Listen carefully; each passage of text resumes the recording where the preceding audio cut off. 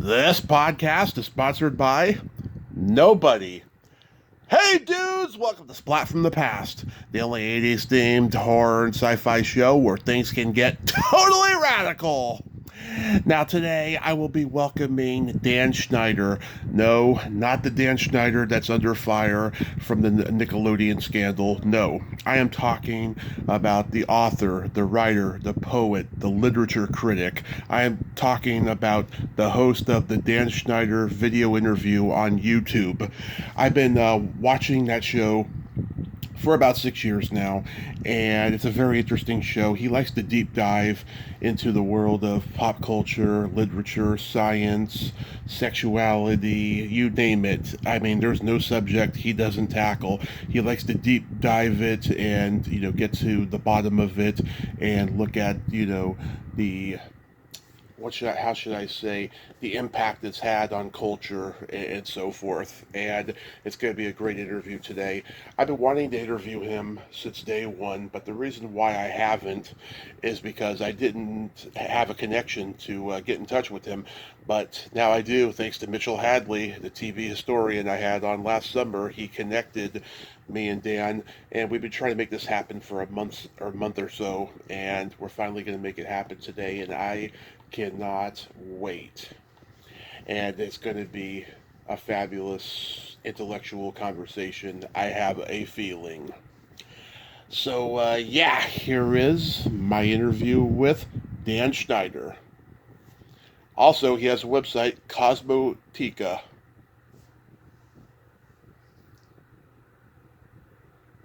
Hey, Dan, welcome to the show. How are you today? I'm doing okay, Tommy. Thank you for letting me call. Absolutely. This is such a great honor. Thank you so much for taking the time today, and I'm glad Mitchell could connect us. Yeah, Mitch is a good guy. He is a very good guy, yes. So, going back in time, I was reading, wow, what a crazy life you've had. You witnessed a murder at 6. You went through a rebellious stage in your teens where you're hanging out with a gang. Did you know early on that you were a writer?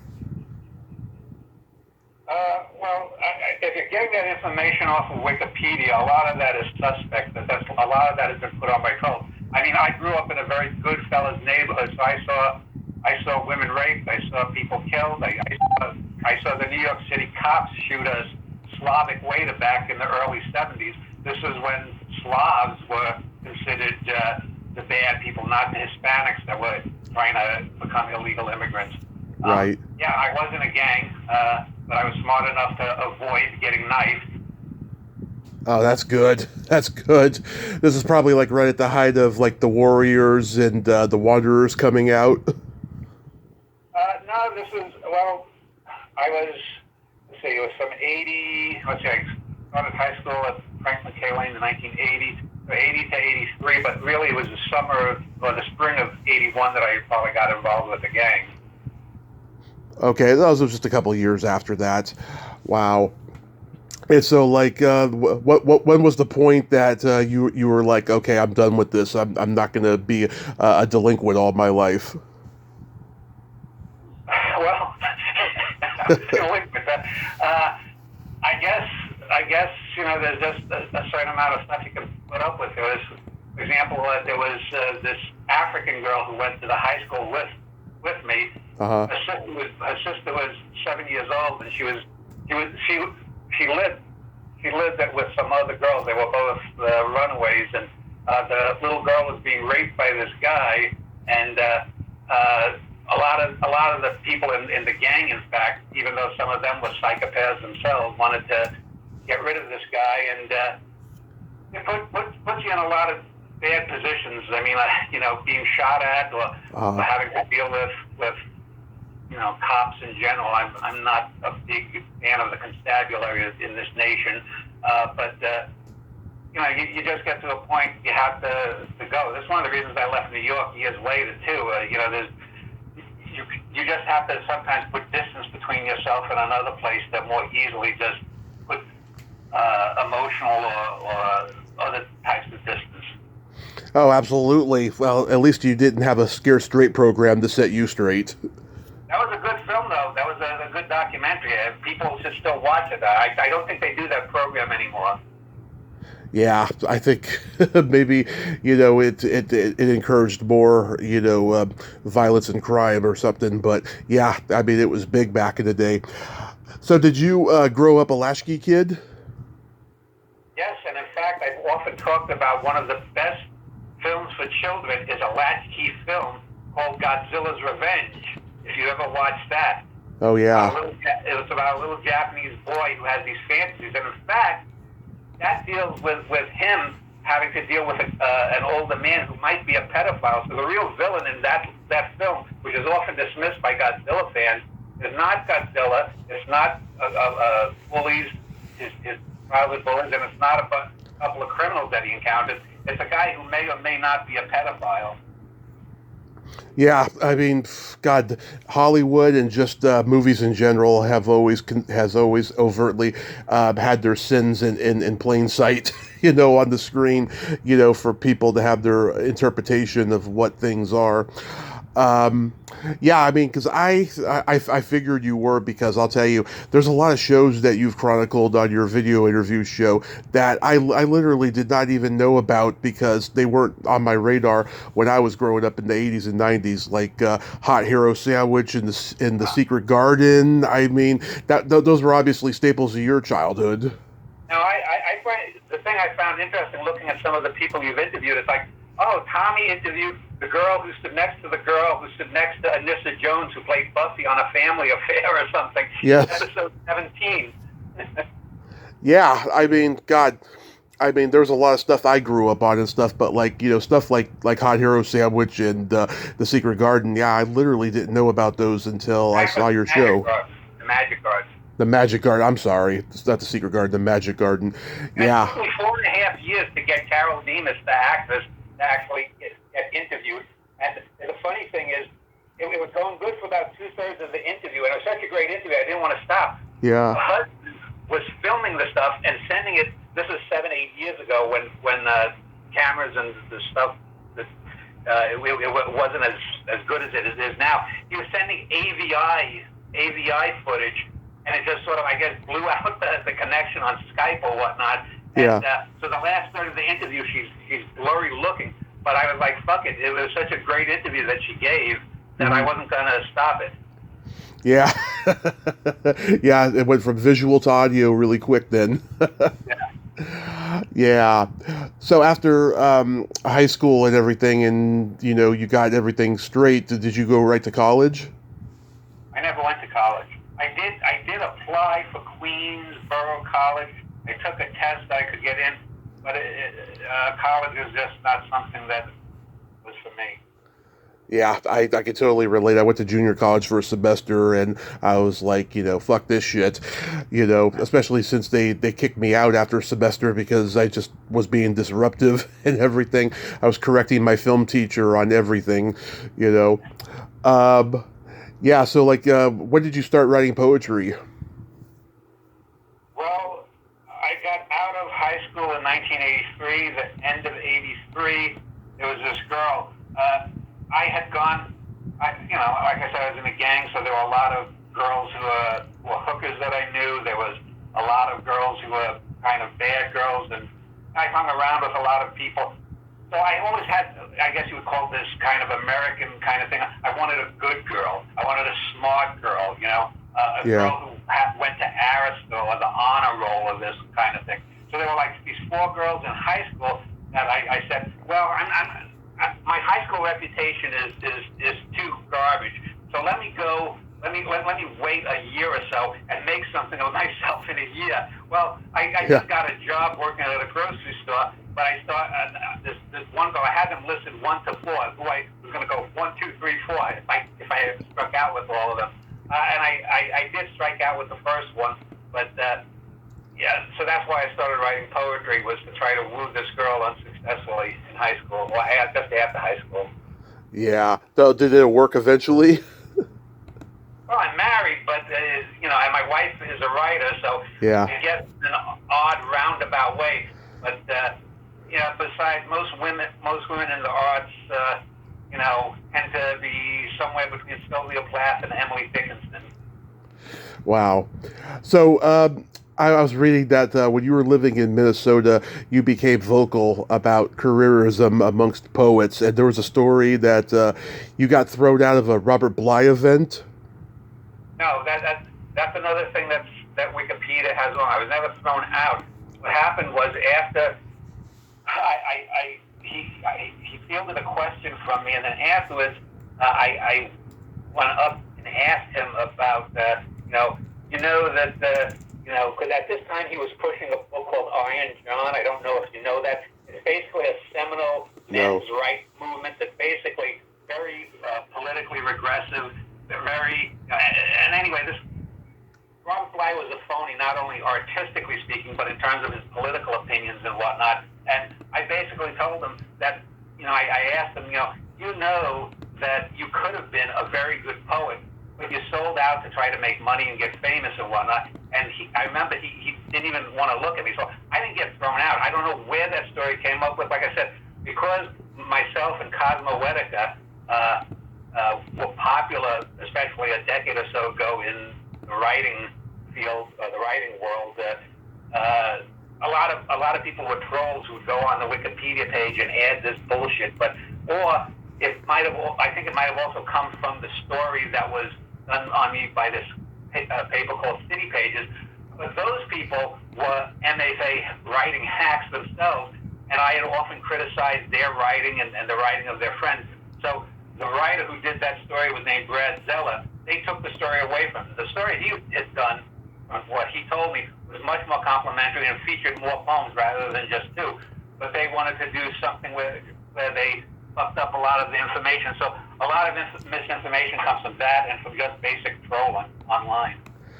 Yeah, so you were offended by the fact that you saw right through the bullshit that they're just doing it for the money and not for the art of it. And I could get into a whole dissertation about how capitalism and the lust for money ruins everything. To me, art is the highest pursuit that mankind goes after. It's communicating. If you read something from Homer, you can read the ideas of someone who lived 2,000-3,000 years ago, however long ago he lived, if he actually did live. These are the things that find. When we talk about culture, these are the things that matter. It's not whether Anissa Jones, the actress from Family Affair, just to use a random example, it's sad that she died when she was a teenager, but that in and of itself is not as important a thing as the connection that you can make if someone 100 years ago read Moby Dick, you read Moby Dick, and you get the same kind of ideas about the way life is and how the universe works. That's the important things that connect, and that's what art does best. Absolutely, I totally agree. And of course, you got to be in New York at a time when it was very artist driven and very seedy, and like people who just came to town could squat anywhere and try to sell their art or whatever. And now, of course, you can't do that. It's a totally different New York now.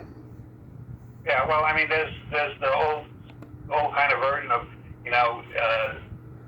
also with Las Vegas, if you look at like Taxi Driver, the Taxi Driver in New York is the one I grew up in. Yeah. Now it's been corporatized. Same thing with Las Vegas. To me, and I'm not a fan of organized crime, even though I've written books and stuff about organized crime and whatnot because I grew up in it.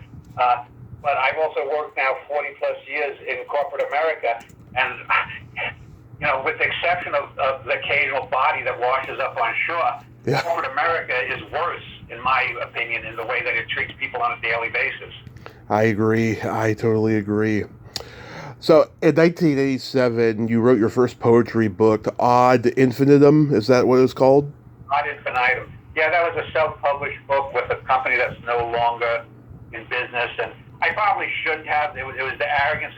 But that said, it was a mediocre poem. It was better than probably not probably. It's better than probably 98-99% of poetry that's certainly out there now. If you look at internet poetry and even NSA poetry, the people who pay however many thousands of dollars a year to learn how to write like shit to colleges. I mean, that's a whole scam.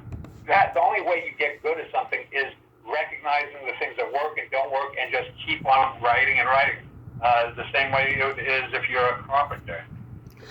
Yeah, I was gonna say, you had to pay to have 2,000 copies printed. You were pretty much a pioneer of indie authoring before the internet. Well, I don't think I would. Independent publisher. I mentioned Herman Melville. Moby Dick was, I think, originally published. Well, certainly Walt Whitman's Leaves of Grass was published independently. I wouldn't say pioneer or whatnot. And I don't think it was 2,000 copies. I think it was like 200. And again, that's probably something that's a typo. Yeah, I'm sorry. Wikipedia is never like completely accurate, and I always feel embarrassed when I'm mentioning things I read from it. Please, it's a good thing that you're bringing this up because I know people who have been editors in Wikipedia who became friendly and fans of my website. I know other people that have edited on it, and yeah, like I said, if you go back to the pages, for example, they list me as having been born in New York City. I've been born in Minnesota. I was born in New York City in Bruce Memorial Hospital. So having this, because it's quote unquote on the record, now someone who listens to this in a month or so, you go, oh, that guy, he wasn't born in Minnesota. He was actually born in New York. Why? Because I heard it on the Tommy Kovac show. Yeah, it's crazy. So what year did you start the website Cosmoetica? 01. January 9th of 2001. 2001. Wow, that's a good run. So what propelled you to start the website? I wanted people to read my poetry, and after about 3 or 4 weeks, having about 4 or 5 hits, I said, well, I got to do something more than just poetry. So I started writing for it. This was, and the site itself is high quality in terms of the writing. Obviously, it's not, fancy in terms of the looks. It's a decade or so out of date or whatnot. But the thing with Cosmoetica is, I was lucky in that there was no YouTube back then.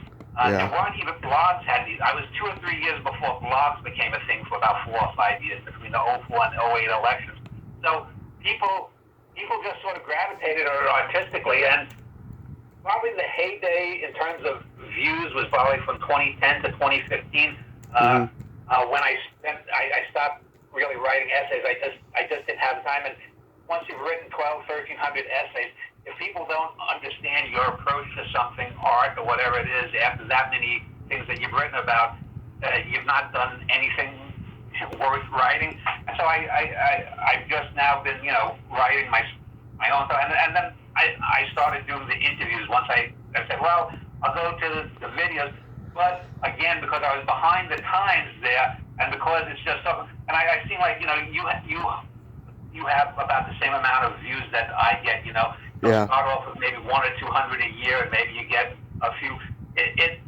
Conversation is something that people don't want to talk about, unless it's about some controversy, unless it's about abortion or Israel and Palestine or Ukraine-Russian war or something. Unless it's something that people can just rant on. People don't want to have in-depth discussions in real life, much less listen to them online. I know. Well, it seems like the only person who's doing, the long-form conversation truly well is Mark Maron. Mark Maron, I know the name.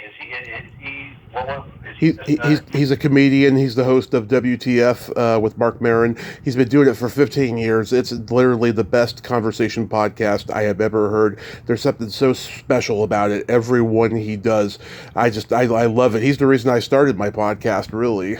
Okay. Yeah, he's really good. He's progressive liberal and everything, and they get into some heavy shit on that show. Like I recommend it to everyone because it's a magical podcast. But the word Cosmoetica, it means the external world, right? It's a neologism, Cosmoetica, instead of poetica, Cosmoetica, and cosmic meaning the two different words meaning of the cosmos, and cosmos also meaning peace. Okay, so cosmos is the opposite of chaos or chaos. Or chaos. So that's so the whole meaning of the website is it means chaos.com, really? No, cosmos meaning peace, meaning settled, meaning that if you read here, it's not going to be chaos. It'll get rid of the chaos. Cosmoetica, Poetica, because of the poetry. So it's come here and you can feel good about yourself and the poetry. Got it. So what made you want to start the Dan Schneider video interview? Well, I had done, back in '03, I did a dozen interviews, a show called Omniversica, with an internet radio guy. This was actually about a year before, '03 it was, so it was a year or two before YouTube came out. And I enjoyed doing them. I did it with a fellow named Art Durkee, who was a friend of mine. And then both Art and I moved away from Minnesota. The guy who was hosting it, a website called SursumQuarter.com. I don't think it's around anymore. If it is, it's a shell of its former self. I interviewed a number of interesting people, and I always wanted to pick it up again, but it wasn't until the mid-teens that the technology existed for someone who's not a tech guy like me to do that. And so, I said, well, let me just interview people about this, that, and other thing. I do the usual great films or great TV shows, but I've also interviewed philosophers, scientists, and whatnot. And, it's just a way to, again, get people interested in, when you're interviewing someone, and you probably know this having done that, you have the subject at hand. I might be interviewing a philosopher about a certain thing he wrote about, a book about this proposition, but you also want to dig into the person behind the ideas. What got this person to come up with this idea? Is it a revolutionary idea, or is it more of the same old, whatever it might be? Or if I'm interviewing an actor and actress, they have some widely divergent views on how to act. Some people will be, it's just a job, give me the money, and others will it's the essence of what they are. Right. Yeah, I discovered it in 2018. I was trying to get Melanie Chardoff to come on here, which I eventually did get, and she's one of my favorites I've ever had. I found your interview with her around that time, and I automatically became a subscriber. But the first time I saw your name, I thought you were that creep on Head of the Class that's causing a lot of controversy now. I was just interviewed by a guy a couple of weeks ago for an Arkansas newspaper, and I said, in New York growing up, there was this story, probably not true, probably apocryphal, about this German baker who had a bakery shop from the end of World War I to World War III. And this guy had the unfortunate, the misfortune of being named Adolf Hitler. And then when this asshole in Germany started fucking things up, his business went south. Now, it probably isn't a true story, but that's sort of the way I feel about the fat Dan Schneider. Yeah, and I'll tell you, I used to love that guy before the controversy. I'm disgusted by him now, but oh my God, I was a big Head of the Class fan and Better Off Dead fan when I was a kid. I like the babes there, man. Was it Mike Tyson's ex-wife? There was that redhead girl. There was the Puerto Rican girl on there. I've had the redhead girl on. That's Christine Hodge. I tried to get her. You got her? Oh, I gotta listen to that. How long ago did you interview her? About 2.5 years ago or something. Okay. Yeah, and I think if I recall correctly, didn't she have like a double mastectomy, but then she won, or she invested well, and she's worth like $100 million or something? I don't know about that. That's probably what's her name who was on the show, Leslie Bega. I think that was her. Okay. Yeah, but I had her on 2.5 years ago, Christine, and she's wonderful. She's very hard to pin down. She's supposed to come back on, but I haven't heard back, so give it time. She'll respond. But yeah, I mean, on your show, you tackle everything from pop culture to art, literature, science, social causes, etc. And not only do you get down to the nitty gritty of the subject, but also how it affects society and why people like it. I'll tell you, the only, I just did earlier today, my 413th interview. The only one that I can think of that was a total disaster was during the 2020 presidential campaign. I was interviewing minority party candidates for president. And I interviewed this guy who was running on the Prohibition Party, of all things. And I swear to God, he came on. Either he was not mentally all there or he was high. If you go back and look at, I forget the guy's name, but if you go back to like 2020, I guess it's It's one of the most bizarre interviews because he's looking into his camera. You just have to see it. The guy was a total walking disaster. Oh my God, I must have skipped that one because I was just burnt out on politics that year. I'll go check it out, but that sounds pretty funny. Yeah, I mean, I've talked to people who, obviously have mental illness and they went down a rabbit hole of drugs in Hollywood and stuff like that. And it can be heartbreaking and sad at times, Sometimes it can't be a total disaster. Sometimes it can be pretty entertaining.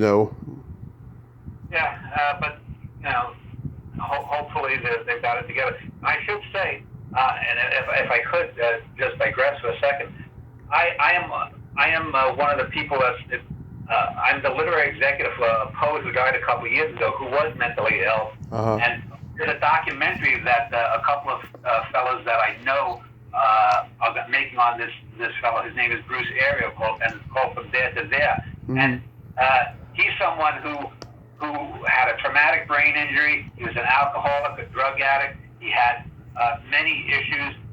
He ended up homeless, was in jail. Hit the low point of his life. He was drinking his own urine. Ugh. He turned his life around, got straight, got a job from the government, became an activist within his own church, and ironically, he died 2 years ago by slipping in his bathroom and hitting his head against something, and they found him 2 days later. But he's a great poet, and if you've ever heard of Emily Dickinson or poets like that, of course, he's someone that was not known in his lifetime, but hopefully will be known in his afterlife. Oh my God, what a poor guy though. Oh my God, that's awful. Yeah, so here's the list of people that we both have had on our shows. Leah McCloskey, Herbie J. Pilato, Victoria Price, Melody Chardoff, Marianne Mueller-Lai, Michelle Green, Candy Azara, Jana Jorgensen, Dr. Clarissa Smith. Very diverse guests that we've had. Well, Gina Jorgensen, I really liked her, but I think she was having some trouble with the university she was in. That Marianne Mueller-Lai, I remember her. Candace Azara was really cool.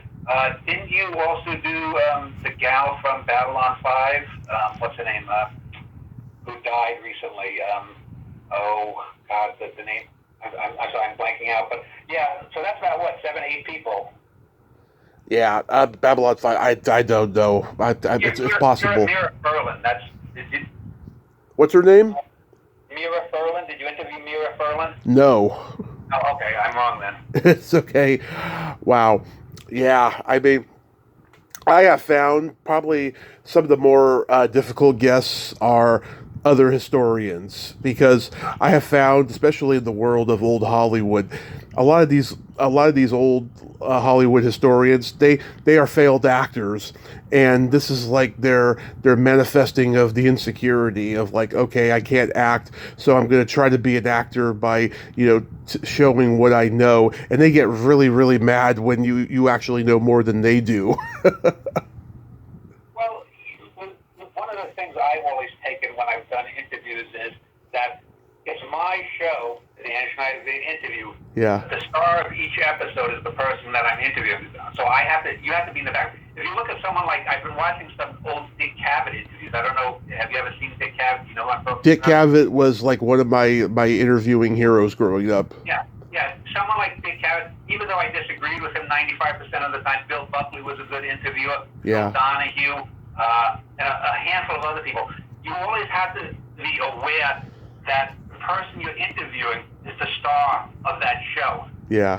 You have to accommodate them. And sometimes someone will say something politically or religiously or this or that you disagree with. Right. You don't want to get off on a topic that is not germane to whatever it is you're talking about. Yeah. Oh, absolutely. Yeah. There's certain ones you got to make accommodations for. It can be really exhausting at times, But I'm lucky. I've only had 98% good experiences and only 2% bad ones, So I'm very blessed on that end. But I'm curious to know though, how did you find Jana Jorgensen? I did 3 shows with her. I just Googled. Just Googled. and she's really cool. I wish she was more available, because I even at one point I said, I thought we had a good chemistry. It would be interesting. I mentioned this fellow Art Durkee that I did on an internet radio show 20 some years ago. Uh-huh. I've always sort of missed I like the idea of having a tandem interview thing. A couple interviewed me last year, and they're going to interview me about this film I mentioned, about this poet Bruce Ario, probably in the next month or so. And they played off of each other quite well. So I like that. But I'll do what I'll do. Whether I have a partner or not. Yeah, I wanted to interview her because of her sex expertise, and she loves dad jokes. Talking about the folklore thing with jokes, and we had a pretty good time talking. I think she calls herself the foxy folklorist. Yes, which of course she is. You had Sean Kanan. Oh my God, did you have to pay him? Because I DM'd him on Twitter literally a month ago, and he told me I had to either pay him or buy merch from his website. So I completely passed. Yeah, no, I don't pay. Look, I'm like I said, I get 125, 150 views in the first month if I'm lucky for most of them. Originally he wanted 2 hours. I only was to do about an hour.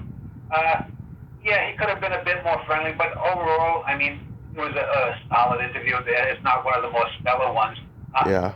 Because I've watched General Hospital for 40 plus years now, probably out of the 36, 37 actors I've interviewed, probably maybe a third of them, close to a third, 9, 10, 11 of them have at some point been on General Hospital. I did, now the name slipped me. But anyway, yeah, about a third of them. But again, it's not the biggest. It's not like I'm interviewing Anthony Geary. Yeah, my mom's a big General Hospital fan, big one. She loves all the daytime soaps. How did you get Stephanie Kramer? Man, I would love to interview her. I'm a big Hunter fan. Again, I just Googled it. There's a website, I think, called Contact Any Celebrity. I've used that a few times. Uh-huh. A lot of that information is outdated. I don't have IMDb Pro because I'm not going to pay for this stuff. I mean, there's so many people that are interesting. But she was cool. My favorite one, I think I might have said, was Michelle Green. Yes. Yeah. I swear, I had a good rapport. If I was single and we were in the same town, I would have said, why don't we meet up sometime? I'd like to get to know you better. Yeah. And the thing is, because, and I looked this up later after I interviewed her, she had some famous troubles. They wanted to sex her up in her role on L.A. Law. Yeah. She didn't want that. And so I think she was so jaded by the fact that, she had the ingenue syndrome from Hollywood, that someone actually talking to her as an intelligent human being made her really, excited, and, I think it made for a good dynamic interviewing her. I absolutely adored her. She did so many great TV movies that I used to watch on Lifetime back in like the early 2000s, and I had them all on tape. She was so talented. I always wondered why she didn't become like a theatrical movie star, because I think she could have been one. Well, I think if I recall the interview that I did, and I don't know, you said you interviewed her, I think her first love was theater, and this is another thing you get with actors. There are some actors that will tell you that the realest acting is theater. Everything else is secondary. Yeah. She did the 7-Year Itch on stage. I don't know if she played Marilyn's role, but if she did, she probably played her as a brunette. I would have loved to have seen it, Yeah. Yeah, but she's awesome. You've had this movie historian Gordon Briggs on. He actually friended me on Facebook not too long ago. I've been meaning to reach out to him because. Oh yeah, I've done 7 or 8 shows with him. And he's got a good sense of humor. He's sort of like a big Santa Claus kind of figure. He's always giggling and laughing, and he when I or someone else that I do a show with brings up a point, his eyes light up. You can almost see it. He's a real cool guy. I like him. Yeah, I'll definitely reach out. I just haven't had a chance yet, but I've watched a couple of the ones you've done with him, like the Taxi Driver one and stuff. Yeah. They're good. When you do a movie-focused episode, you always say why so-and-so is great. I like that. You did that for Blow Up. I had the tennis court mime on a few years ago, Julian Chagrin. He's a great guy. Wow. Yeah. That's why I said. I mean, God, you go down some obscure. Now, how do you even know? I mean, okay, I guess his name is in the movie, but how do you even find someone who was in a movie 60 years ago? Well, I found him on Facebook. I mean, Uh, I go on all the social media sites that I'm connected on. I go to see if there's websites. I've been very blessed to like know people who know people as well. So I do that as well. yeah, wow, that's good. That's interesting. Yeah, and also I love how you do deep dives on horror classics. I love like Carnival of Souls and Night of the Living Dead. Well, I'll tell you my two favorite shows like that is I did about an almost 3 hour show on monster movies and then a 2.5 hour show on horror films. That I did a couple of weeks apart about 5-6 years ago. Yeah. We go through so many of the films in that 5.5 hours. That's one of my favorite ones. And sometimes things fall in your lap. Other times, like I said, it took 4.5 years to get the gal from the Magic Garden. And sometimes you get a show and then it all falls apart because some people have I guess you wouldn't call it stage fright, camera fright, I guess. Hmm. Yeah, I know I watched some of one of those ones you just mentioned. Yeah. Well, that's one of the reasons, though, I also want to do the visuals. This is just audio, but I do the visuals because I think you can get a lot, and that's why I have the video in the video interviews. I actually did written interviews, Dan Schneider video interviews. Lem Dobbs, the guy who wrote The Limey and Dark City, Right. had a long written interview with him. But there's something about looking in someone's face. That's why most of the time I try to not be on camera, although in the last year or so, a lot of people have asked me to come on camera with them, I guess just to bolster them. But when you look at someone answering, sometimes you get some interesting things. Their mouth will be saying one thing, but their body language is saying another. Oh, yeah. That provides a nice tension. Yeah, I was going to ask you about that. You've been showing yourself on camera a lot more than you used to, and I always expected you to be like this, I don't know, dark-haired guy, really like rough New Yorky looking guy, but of course you don't look anything like that. Yeah, here in Texas where I live, it's funny. I have people come up to me, they hear my voice, and they'll go, "Are you Yugoslavian?" Yeah, I'm Croatian, so I can totally relate. People think I'm Yugoslavian, Bosnian, Serbian, Polish, Russian. I get that all the time. I tell you that here in the little town I live in, this suburb that I live in, there's an Italian restaurant that's run. It's either by Croats or Serbians, and you couldn't tell it wasn't Italian. So I guess Slavic food is very similar to Italian. Yeah, that's yeah. I'm Italian on my mom's side of the family. Do you let your female guests know in advance that you occasionally drop an F-bomb because they don't seem to mind at all, especially the actresses. And I've learned that during the podcast. Yeah, actresses, they love to swear. Yeah. I can't say I ever really thought about it. I mean, they know that this is going on YouTube, so they don't have to be censored. I don't swear, intentionally. If it comes, it comes. Yeah, I mean they seem very amused. Maybe it's your accent too. Your New York accent too. They find it amusing and stuff. Well, when I once had a job almost 20 years ago doing collections. Well, actually at AT&T I did collections, and I had another one. And I would go into my Joe Pesci kind of mode. Yeah. Oh, you don't think you're paying? And then you put someone on hold for 30 seconds. Come back to it, and they'd be wait, are you still there? And so you learn these little techniques to like fuck with people. But I didn't particularly like it, so that was not something I wanted to do. But you learn how to you learn a lot about psychology doing phone work. Oh yeah, I mean, I read up on psychology 20 years ago, and I think that prepared me for my present. I think I've it's just it's ingrained in me. It's sunk in. I always wondered like, wow, how did I know that? How did I do that? It's probably because of the psychology I read up on. But who's on your bucket list? Who would you like to have on the show? Well, are we talking about living people, or do I go L- back in history? living people. Living people. Oh boy. Um, I'm not really enamored of, let's say, I mean, I'm not a fan. I mean, I guess if I would like to do some athletes. So Reggie Jackson, who used to play for the New York Yankees, Right. him. Uh, uh, I mean, if a famous person like Scarlett Johansson's rep came to me and said, Scarlett just loved your interview with so-and-so, she'd love to, I'd be like, well, sure. But I'm not going to go, dogging Scarlett Johansson just for an interview. There are, I'm trying to think if there are any signs. I guess politically, there have been a few.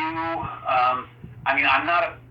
I go back and forth on Bernie Sanders. I guess I'd want to interview him, but I'd probably end up. It'll probably not be that good because for me, I think Bernie Sanders should have never dropped out against Hillary. Yeah. Eaten her ass. Then we wouldn't have Biden and we wouldn't have Trump and well, I don't want to get off into politics, but I'm not really a fan. I'm usually motivated more by the topic or what comes. I'll see something like maybe a list of Sight and Sound's best films or whatnot, and I'll see something I think that is a ridiculous selection, or I'll read or I'll see something online about. For example, a lot of right wingers now have what they call the white replacement theory, where they think that white people are being replaced and gonna lose their place in the world and whatnot. So, I mean, those kinds of things I find more interesting than necessarily an individual person themselves. Yeah. Has anybody ever told you like not to release the interview or take it down? There was, I forget the guy's name. I interviewed a Buddhist fellow, a white fellow who was a Buddhist, 6 or 7 years ago, and he said something about Muslims. He had some, and it wasn't even really that bad. He didn't like Muslims, and they came to me and wanted me to edit something out, and I'd already had it up for 2 or 3 days, had about 60 views. I said, listen, I say this to the people I interview. I will. There's only 2 things that I'll edit, and that's if you threaten the president or if you directly libel someone. Other than that, don't say it. Yeah. Yeah. Oh, yeah. Yeah. You don't want to threaten the president for sure, no matter who it is. Yeah. I mean, look at Kathy Griffin.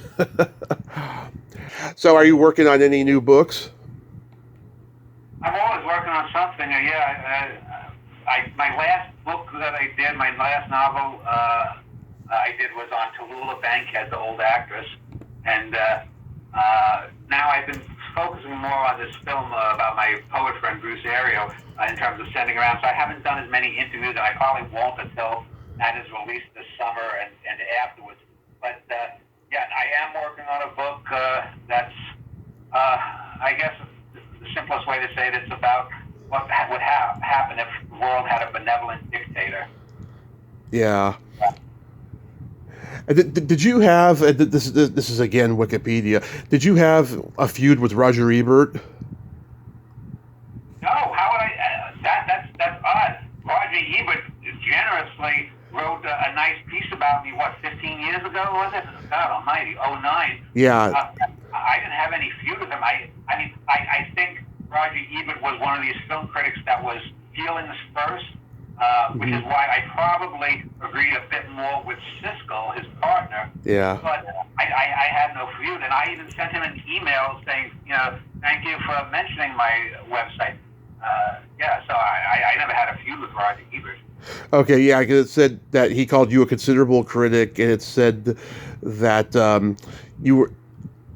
Oh, that you were responding to his positive and negative assessments of his critical style. Okay, that's what it was. Yeah. Okay. Yeah. Oh, I remember what I was going to say now. Yeah, I mean, you on your videos you disabled the like button and comment section. I wish I could do that. I constantly want to know what people think about my interviews. Well, the reason was, especially 10 years or so ago when I started music, like I would get enough harassment. I mean, from the art scenes in Minneapolis to the art scenes online. I mean, there were several times when I was threatened by people with court action. I had to get a restraining order against this reporter in Minneapolis who went crazy and was leaving messages on my phone.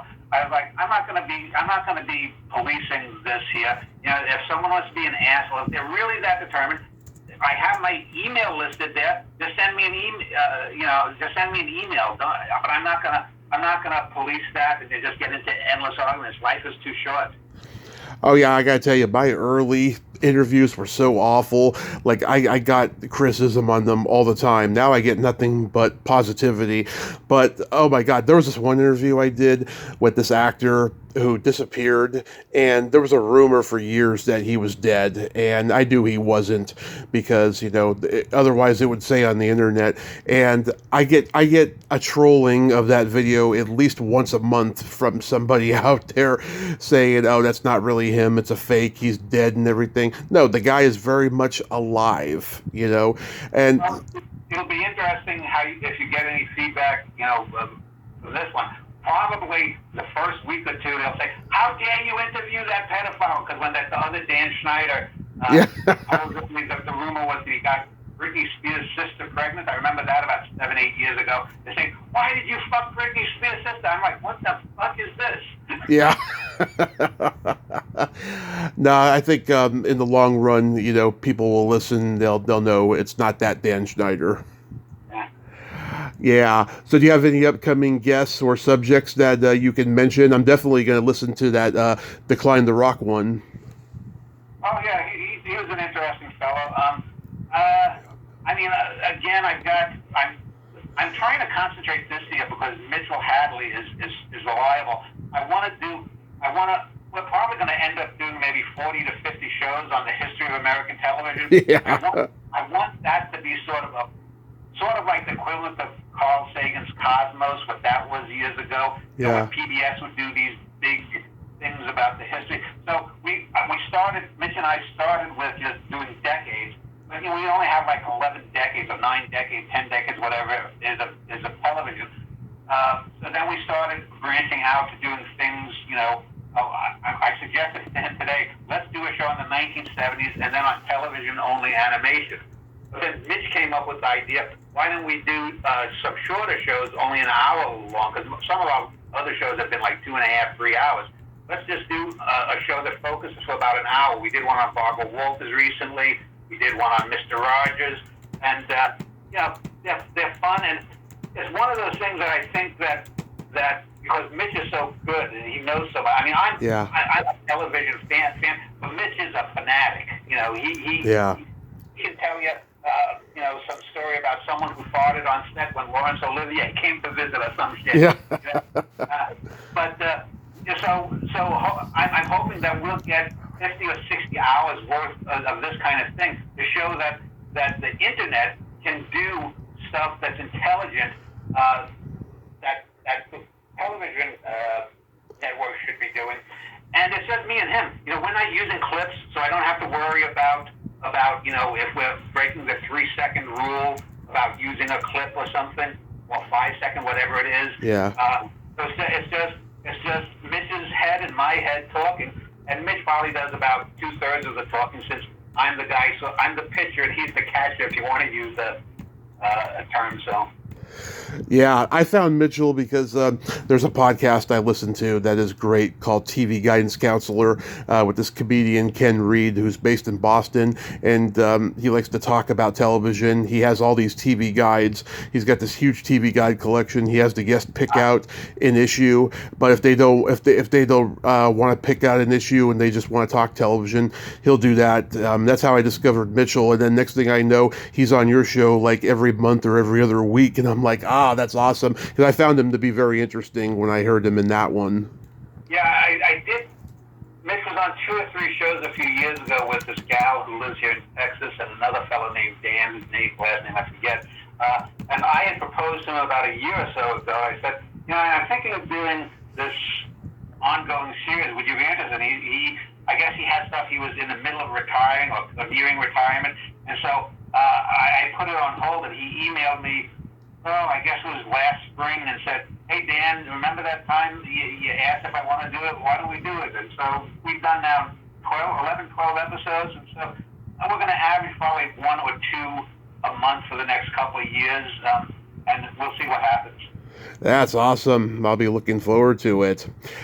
Well, Dan, I thank you so much for coming on today. And once again, I'm glad Mitchell could connect us. And I'm going to continue watching because it's a fascinating show. And I hope you have a great rest of your day and be safe out there. Well, thank you. You're a good interview yourself. So next time when that troll shows up, I'm going to fuck off. Oh, I appreciate it. Thank you, sir. All right. Take care. Take care. Bye-bye. Well, there you have it. Dan Schneider. Ain't he a cool dude? Oh, go check out the Dan Schneider video interview. It's on YouTube. It is awesome. You'll learn a lot, a whole lot, especially when Mitchell Hadley's on talking about television. He is a television wizard, that guy. You can go listen to my interview as well with him to find that out. Well, until next time, this is Tommy Throwback Kovac saying, there's no shame in living in the past because the present sucks. Later, dudes.